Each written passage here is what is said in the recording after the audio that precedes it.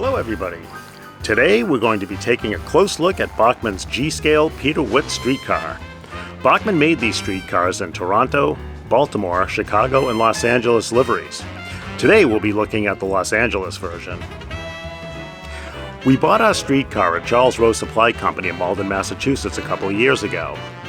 I had my eye on these streetcars for a while and began noticing that they were becoming out of stock more and more on most of the websites we use for our train shopping. It turns out Bachmann had stopped producing these streetcars. During a random trip to Charles Rowe, we saw this lone Los Angeles version of the streetcar on an end cap. It took me less than a second to decide to buy it, as I didn't know if we'd ever get another opportunity to buy one new in the box. So, who was Peter Witt, and why is there a streetcar named after him? Well, Peter Witt was the Cleveland, Ohio Railway Commissioner from 1911 to 1915. During his time as commissioner, he designed a streetcar that would reduce dwell times, resulting in keeping the streetcars on schedule and increasing capacity. Dwell time is essentially the amount of time a streetcar is not moving when it's in service. For example, at a stop, boarding and unboarding passengers. What contributed to increased dwell times that warranted a new streetcar design? Well, before the Peter Witt design, passengers would board and unboard the streetcar through the same door. This meant that passengers boarding the streetcar would have to wait until passengers exited the streetcar to get on, and that resulted in high dwell times. The Peter Witt design introduced a center door for exiting only, so passengers could exit the center door at the same time passengers were boarding through the front door. This has the potential to cut dwell times in half. In the first iterations of this concept, the passengers could pay upon boarding at the front door or pay a conductor stationed by the center door prior to exiting. This eventually gave way to the pay-as-you-pass system, where passengers paid during boarding, which eliminated paying during exiting, and thus the need for the conductor at the center exit door. The Peter Witt design prototype was completed in 1914. A patent was filed in 1915, and 130 Peter Witt design streetcars were delivered to Cleveland by the Coleman Car Company in 1915 and 16. The rest is history. As a side note, the vintage streetcar I think most people would be visually familiar with would be the PCC style streetcars. The PCC, or President's Conference Committee streetcar, is the classic streetcar of the 1930s, 40s, and 50s that we're all familiar with from old movies and classic TV. The PCC streetcar is considered the successor to the Peter Witt streetcar. Okay, let's take a look at Bachmann's G-scale Peter Witt streetcar. So the Bachmann G-scale Peter Witt streetcar comes DCC ready with factory-installed 21-pin and 8-pin sockets for your choice of DCC decoder. It includes a precision motor that can operate track-powered or with the use of the overhead wire using the trolley pole. It features a sound-ready factory-built speaker, fully functional LED headlights and rear stoplight, manual bifold doors in the front and rear, and includes a high-quality painted interior and lighting. Details include brass and photo-etched safety screen. Okay, looking at the Peter Witt streetcar in detail, the first thing you're going to notice, obviously, is the paint job. It's a beautiful paint job.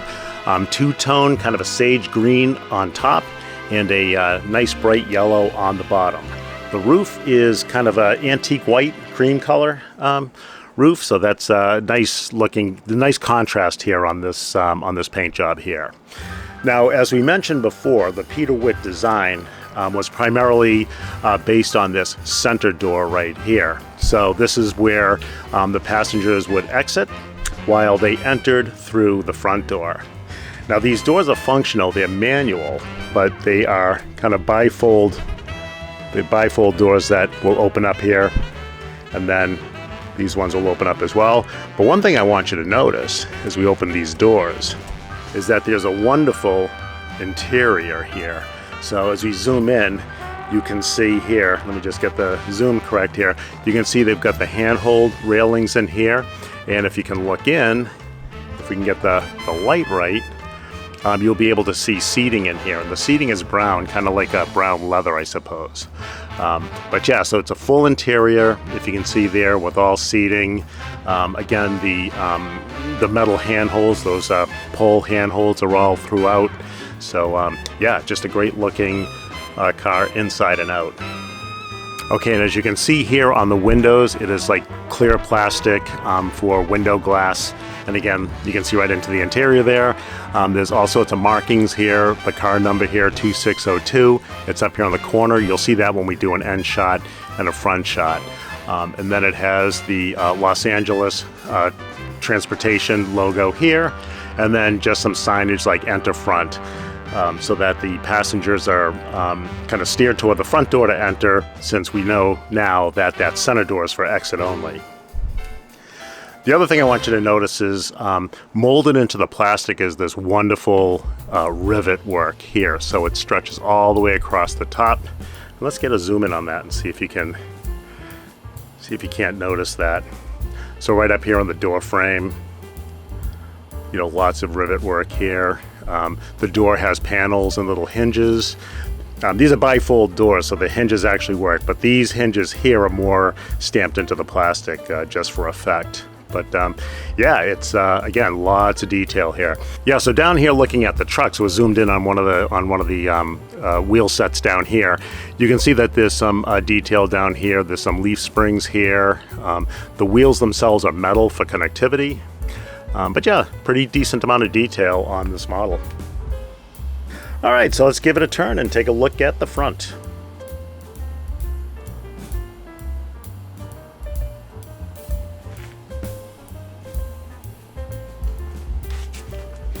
Okay, looking at the front, you've got this nice flat windshield. These are very kind of squared off trolley cars here. You've got the number up front. You've got that functioning LED headlamp. And you got a little visor here above the windshield and this black molded in windshield wiper for the driver. All right, let's give it a turn.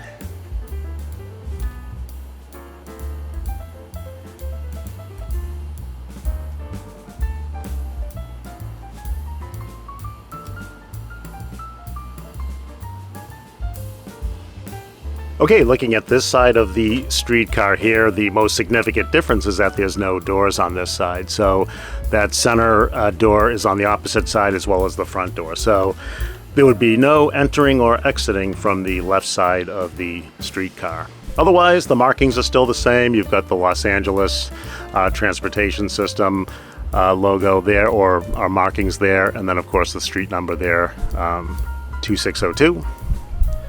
So there's a view from that side. And let's give it another turn.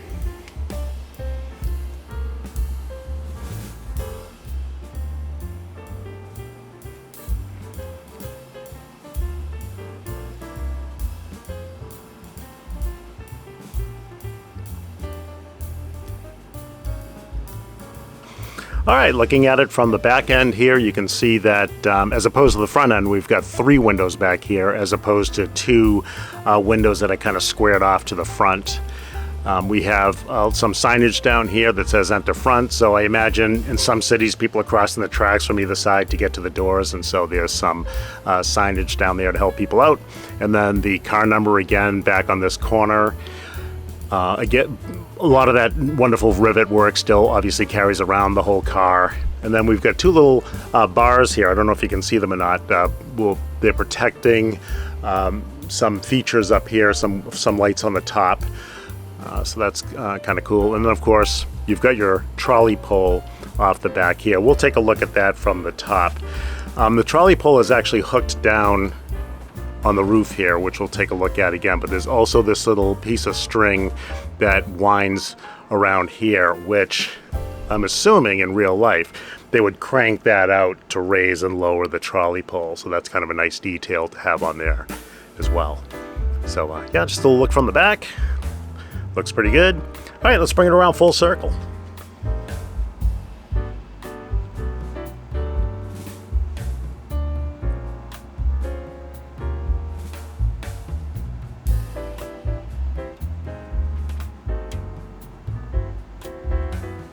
All right, let's take a look at the top and the bottom. All right, here's a view of the roof. Not too much up here. There's just smooth, kind of that antique white or cream colored roof there. You've got a series of vents here on the top. You've got 5 on each side for a total of 10. And then you've got your trolley pole here. And then this is the hook to hook it down into place if you don't want it, or if you don't use it on the wire on your garden railroad. And then you've got these two kind of parallel plank features here that support the trolley pole and allows it to be adjusted and so forth. Not on this model here, but in real life. And then you got a couple of other roof features up here. This feature, I'm not exactly sure what that is, but it's molded into the plastic there. It's non-functional. And then a little feature here, and then some electrical conduit you can see here, just molded into the plastic. That's not for our use, I don't think. I think that's just more, you know, kind of a modeling detail than anything else. But yeah. Oh, and then the trolley pole here has 3 springs for tension, so that it's it'll, if you release it from the little hook right here, it'll spring right up. We'll show you that action in just a second. But anyway, there's the top view. Let's take a look at the bottom. Okay, looking at the bottom here, there's not a ton of detail down here, but there are a few features. Obviously, we've got the trucks right here, or the wheel sets. So you've got your metal wheels here, 2 sets, obviously. And then again, it's just kind of smooth plastic underneath, but you do have these features under here, like the air tank or vacuum tank, and then you've got some other kind of mechanical features down here. And if you give it a tilt up, some of those have a little bit of, no, the other way. They have, yeah, like this one here has some louvered or slotted detail here, and then this also has some slotted detail or some bolt work and brace work here. Then you've got some tanks here. But other than that, that's pretty much all the detail. On the front here, you'll see that this is the speaker that comes with it, that's mounted there under the front of the car. There's various access screws here, so that, like, here's some to get into the the truck compartments there where the motors are, and then to get into the undercarriage here, there's some other access screws there.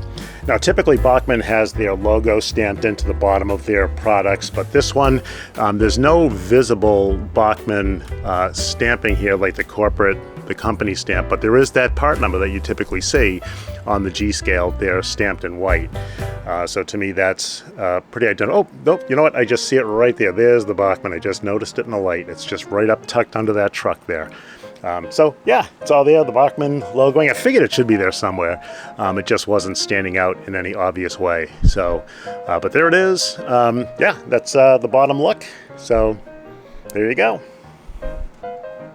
Okay, as far as the trolley pole function goes, so here you've got your trolley pole here. It's all metal. You got the metal springs there for tension, and then there's a little wheel right on the end here. So if you decide to run this by wire, the wheel obviously will just kind of roll right along the wire, keeping connectivity and all that.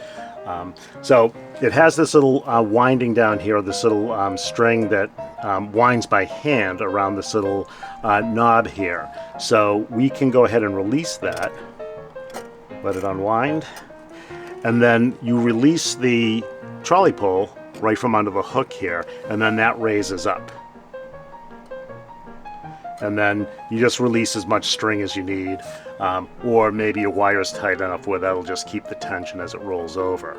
But that's how you raise the trolley pole.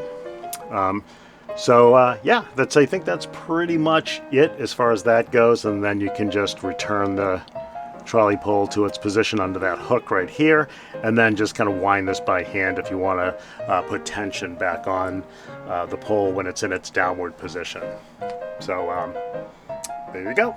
That would be your trolley pole wire operation.